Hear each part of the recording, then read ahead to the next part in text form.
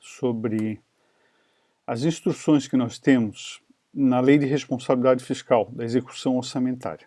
Algumas regrinhas básicas, alguns exercícios são muito comuns impedir sobre isso aqui. Então, primeiro, no artigo 8º, 9º e 10º da Lei de Responsabilidade Fiscal, Lei 101 de 2000, até 30 dias após a publicação dos orçamentos, nos termos em que dispuser a Lei de Diretrizes Orçamentárias, então aqui a gente já tem que gravar, isso aqui é importante, LDO, e observar disposto na linha 6 do inciso 4, o Poder Executivo estabelecerá a programação financeira e o cronograma de execução mensal de desembolso. Então, publicada a LDO, em 30 dias tem que fazer essa programação financeira. Os recursos legalmente vinculados a finalidades específicas serão utilizados exclusivamente para atender ao objeto da sua vinculação, ainda que em exercício financeiro diverso daquele em que ocorrer o ingresso de recurso. Então eu estou basicamente lendo o que a LRF fala a respeito, ou seja, uma vinculação, uma obrigação, uma responsabilidade ali do gestor em relação à programação financeira e a vinculação dessa programação à realidade prática, ou seja, a execução tem uma amarração ali, que obriga o gestor a seguir. Lá o último, só para a gente passar rapidamente, no artigo 10º, a execução orçamentária financeira identificará os beneficiários de pagamento de sentenças judiciais por meio do sistema de contabilidade e administração financeira para fins de observância da ordem cronológica. Aqui tem uma observação, agora recente, teve aprovado ali uma permissão de os precatórios, isso tem a ver com precatório, precatórios não serem pagos, serem postergados e tal. Mas o fato é que existe essa norma na Lei de Responsabilidade Fiscal, é importante e é necessário que o gestor obedeça à ordem cronológica dos pagamentos. Inclusive, em relação aos pagamentos em gerais, também existe esse comando. Já no artigo 9º tem uma exposição mais detalhada das obrigações do gestor. Se verificado ao final de um bimestre que a realização da receita poderá não comportar o cumprimento das metas de resultado primário ou nominal, já falamos sobre resultado primário e nominal, os poderes e o Ministério Público promoverão, por ato próprio, e nos montantes necessários, nos 30 dias subsequentes, limitação de empenho e limitação de movimentação financeira. Limitação de empenho e movimentação financeira. Ou seja, se não estiver alcançando o resultado primário ou nominal, tem que limitar empenho e movimentação financeira, segundo os critérios que vão estar estabelecidos na Lei de Diretrizes Orçamentárias. Vocês lembram, quando a gente explicou o assunto, a gente disse que a LRF trouxe muitas obrigações à LDO. Parágrafo 1º. No caso do restabelecimento de receita prevista, ou seja, a receita voltou a crescer, a recomposição das dotações que foram limitadas se dará de forma proporcional a reduções efetivadas. Então tem que voltar na mesma proporção. Parágrafo 2º.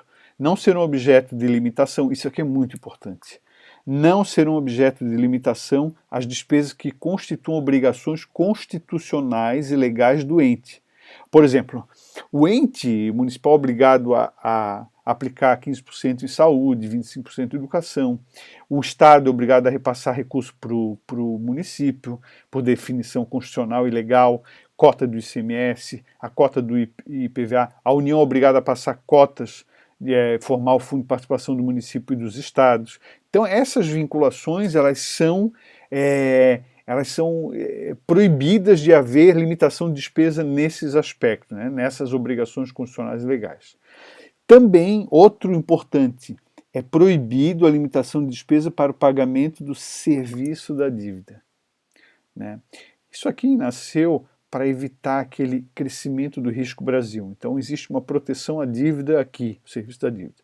E também as despesas relativas à inovação e desenvolvimento científico, tecnológico, que são custeadas por fundo criado com essa finalidade. E as despesas ressalvadas na própria Lei de Diretrizes Orçamentárias. Importantíssimo esse parágrafo 2º. Vou botar aqui um asterístico, porque tem muito exercício associado a essa pergunta aqui. Parágrafo 3º. No caso do Poder Legislativo, Judiciário e Ministério Público não promoverem limitação no prazo estabelecido, nos 30 dias, o Poder Executivo está autorizado a limitar os valores financeiros segundo os critérios fixados em LDO. Esse comando está vigente, mas existe discussão no Supremo Tribunal Federal acerca se esse tipo de disposição não afeta a autonomia dos poderes. Tá? Parágrafo 4º. Até o final dos meses de maio, setembro e fevereiro, é mais ou menos para coincidir lá com os quadrimestres no qual são publicados os relatórios de gestão fiscal, com exceção ali de fevereiro, né, que está fora, seria final de janeiro. Né? Então, maio, setembro e fevereiro, o Poder Executivo demonstrará e avaliará o cumprimento das metas fiscais de cada quadrimestre em audiência pública. Parágrafo 5º. No prazo de 90 dias após o encerramento de cada semestre, o Banco Central apresentará em reunião conjunta as comissões temáticas do Congresso Nacional, aquelas comissões mistas lá que tratam do orçamento e tal, a avaliação do cumprimento dos objetivos das metas da política monetária, creditícia, cambial, evidenciando o impacto do custo fiscal de suas operações nos resultados demonstrados nos balanços. Esse parágrafo 5º não é tão importante para nós, porque a gente foca a questão dos estados e municípios, e a questão do Banco Central está mais associada não à política fiscal, mas sim à política monetária, que também já é um assunto que sai um pouquinho do foco da disciplina de orçamento público. Programação orçamentária e financeira. De uma forma didática, o que consiste? Consiste na compatibilização do fluxo de pagamentos com o fluxo de recebimentos, visando o ajuste da despesa fixada no orçamento às novas projeções de resultados e as projeções propriamente da arrecadação do ente público. Logo, após a sanção da Lei Orçamentária Anual, o Poder Executivo, mediante decreto, estabelece em até 30 dias a programação financeira e o cronograma de desembolso mensal por órgãos, observadas as metas de resultado dispostos na Lei de Diretrizes Orçamentárias. Na União, compete ao Tesouro Nacional estabelecer as diretrizes para a elaboração e formulação da programação financeira mensal e anual, bem como a adoção de procedimentos necessários à sua execução. Então, o Tesouro Nacional estabelece as diretrizes. Se a gente fosse para estados e municípios, seria a Secretaria da Fazenda, algum órgão ali central que vai estabelecer esse tipo de diretrizes para programação financeira. Né? As unidades gestoras, em geral, nesses três entes, cabe a realização da despesa pública, ou seja, o empenho, a liquidação e o pagamento. Assuntos que já conversamos, já entendemos. Né? Registrando que aqui na execução é despesa executada, despesa empenhada. Né? Bom, limitação de empenho é diferente de contingenciamento de despesa. Na limitação de empenho, que é referida na LRF, anula-se parcela da dotação orçamentária, sendo que a recomposição se dará proporcionalmente às reduções efetivadas. Então, daqui a pouco a receita começa a crescer, então a recomposição tem que obedecer ao percentual que foi anulado. O contingenciamento já é diferente, equivale a um congelamento da dotação.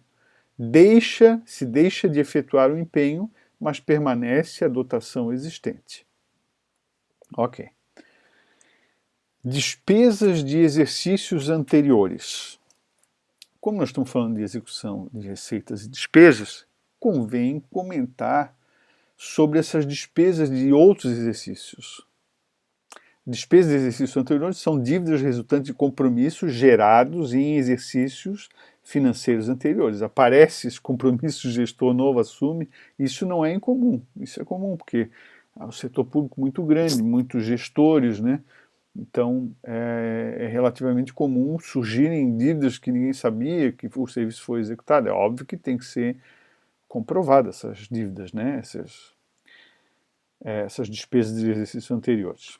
Poderão ser pagos, essas despesas, a conta de dotação específica consignada no orçamento, discriminada por elemento, obedecido sempre possível à ordem cronológica. Então, olha só, no orçamento atual, a gente prevê uma dotação para pagamento de despesa de exercícios anteriores. São despesas orçamentárias, pois seu pagamento ocorre à custa do orçamento vigente. São as relativas a exercícios encerrados, para os quais o orçamento respectivo consignava um crédito próprio, uma dotação própria, e que não tenha sido processado à época, processado, liquidado, não foi, então foi anulado o resto a pagar e tem que reempenhar, né? Tem que prever no orçamento. Também situações de restos a pagar com prescrição interrompida. Restos a pagar são contas a pagar e que a prescrição foi interrompida, né? Também acontece com compromissos reconhecidos após o encerramento do exercício correspondente. Então, nós reconhecemos no ano de 2022 que em 2021 houve um serviço que foi prestado, havia empenho, estava tudo regular, e que por algum motivo não foi registrado na contabilidade. Bom, as dívidas de exercícios anteriores que dependam de requerimento do favorecido prescrevem em 5 anos, contados da data do ato ou do fato que tiver dado a origem do respectivo direito. Eu já vi questão aí de prova dizendo que é 10 anos, 5 anos que prescreve, tá? Dívidas de exercícios anteriores que dependem do requerimento do favorecido. O favorecido vai lá e diz assim, olha, eu realizei o serviço e não foi registrado na contabilidade da prefeitura, não estão devendo para mim. Então ele vai comprovar isso e a prefeitura, obviamente, eu estou imaginando prefeitura, pode ser governo do estado, pode ser União e tal. Então, abordada a questão de despesa de exercícios anteriores, que corre ao orçamento atual, nesse contexto é importante lembrar uma coisa que já estudamos. Resto a pagar do exercício passado, que tinha sido liquidado, então terminou o ano, resto a pagar liquidados, processados, ou seja, tudo certo, já tinha sido prestado serviço, ele não precisa constar no orçamento de novo. Ele já reaparece na contabilidade, não precisa de outro orçamento. Já fizemos exercício sobre isso.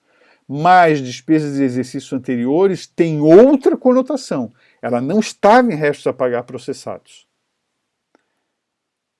Meio técnico isso, né? Mas o professor precisa fazer esse comentário, porque essas questões acabam aparecendo em questões de concurso, questões de concursos propriamente, né? Adiantamento e suprimento são despesas que ocorrem sem seguir aquele trâmite normal, empenho, liquidação e pagamento. O pagamento ocorre antes da liquidação. Então, por exemplo, o regime de adiantamento, suprimento de fundos é aplicável aos casos de despesas expressamente definidas em lei, não é para qualquer despesa, e consiste na entrega de numerário a servidor, dinheiro para o servidor. Historicamente, esse dinheiro caía na conta corrente do servidor, um dinheiro, sempre precedida de empenho, claro, porque não pode haver um desembolso do poder público sem empenho prévio, na dotação própria, classificação própria, para o fim de realizar despesas que, na excepcionalidade, despesas excepcionais, a critério do ordenador de despesa, ele que define o que é, né, essa excepcionalidade, e sob sua responsabilidade, não possam subordinados ao processo normal de aplicação. Não pode esperar, o pagamento não pode esperar o processo de liquidação, tem que pagar antes. Exemplos, para atender despesas eventuais, inclusive em viagens e com serviços especiais que exigem pronto pagamento em espécie. Quando o governador viaja, o prefeito viaja, o ajudante de ordem, que normalmente é um militar, ele tem um adiantamento desse. O governador não vai tirar dinheiro para pagar um almoço, né? É o ajudante de ordem que faz esses pagamentos. Claro que depois ele presta conta, necessariamente, né? Em muitos setores públicos existe adiantamento para financiar despesas de pronto pagamento, valores baixos, né? Eu vou ler aqui, a gente já vai chegar nesse ponto. Quando a despesa a ser feita é em caráter sigiloso, conforme se classificar em regulamento. Nos casos das despesas do governador, do presidente da República, também é possível ter adiantamento. Para atender despesas de pequeno vulto, assim entendida como aquelas cujo valor, em cada caso, não ultrapassaram um limite estabelecido em norma do Poder Executivo. Eu não sei quanto está o limite agora, mas ele era bem baixo.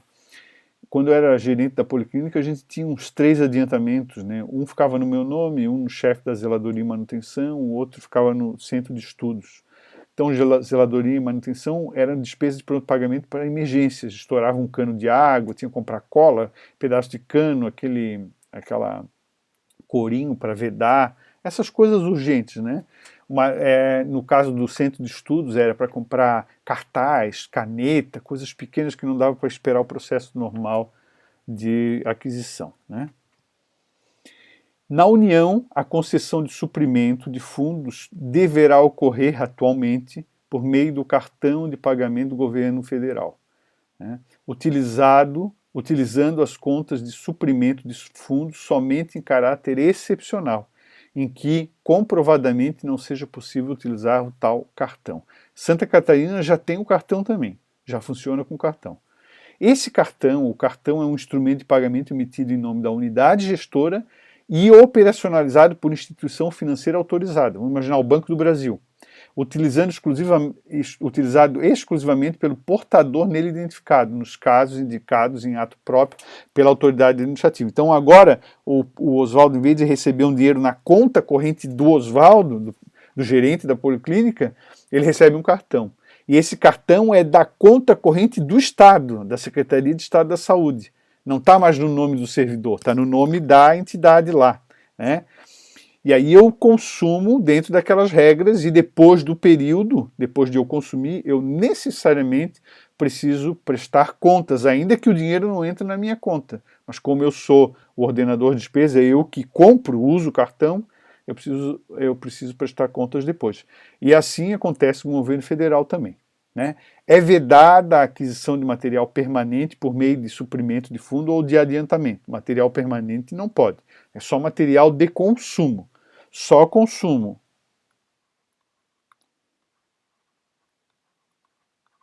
Não posso comprar uma máquina, um equipamento, uma calculadora, não posso, tá? Não será concedida suprimento de fundos a responsável por 2 suprimentos, ou seja, permitida até 2 suprimentos. O terceiro não é permitido. Isso é uma norma da União. Não se considerará com prazo de aplicação não vencido. O servidor tem um fundo que ainda não venceu. A servidor que tenha seu cargo a guarda ou a utilização do material que será adquirido, salvo quando não houver outro na repartição. Né? Por que isso? Porque existe um princípio de controle que preza pela segregação de funções. Então, quem compra não é quem guarda, quem liquida. Então, o chefe do almoxarifado não deve ser a pessoa que vai comprar. Alguém compra e o chefe do almoxarifado atesta que ela compra e guarda no almoxarifado. Aí você tem 2 pessoas, você dificulta o processo de uma fraude, um desvio, alguma coisa assim, porque você tem 2 pessoas envolvidas no processo. Não é concedida a responsável por suprimento de fundo que, esgotado o prazo, não tenha prestado contas de sua aplicação. Não prestou contas, ele fica até em alcance. Também não é concedido a servidor em alcance, ou seja, que está devendo informações para a administração, é um servidor em alcance. Continuamos no próximo vídeo, ok?